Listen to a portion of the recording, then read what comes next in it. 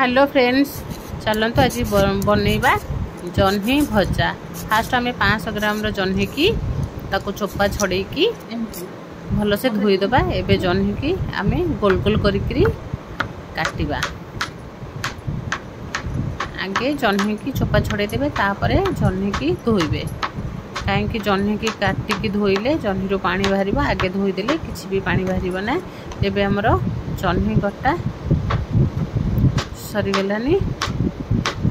एमती गोल गोल टाइप रो जह्नी काटिबे। एबे हमें जह्नी की गोटे बाउल रे रखीदबा।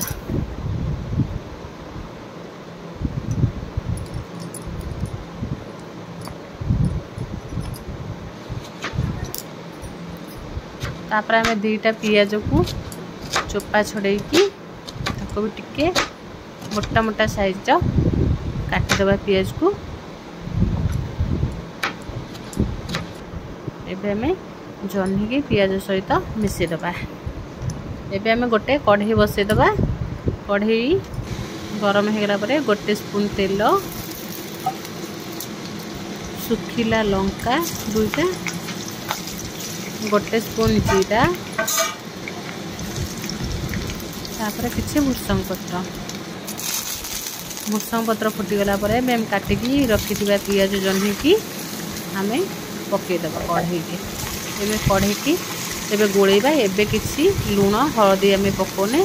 फास्ट ताको 2-3 मिनिट भल से गोले सारा पर एबे आमे 2टा टमाटो काटिकी रखिथिले टमाटो को भल से गोले सारा परे एबे आमे गोटे स्पून हल्दी पाउडर, स्वाद अनुसार आमे लुण पकईकरी बिल्कुल घोड़ेबेनी, खाली ताको एमती ही भाजबे। एबे देखो हमारे जह्नी भजा दर सिझा हो गलानी। एबे देखो पूरा आम जह्नी भजा एबे रेडी हो जाइए। एमती थरे जह्नी की भाजिकी खातु, देखिए बहुत टेस्टी।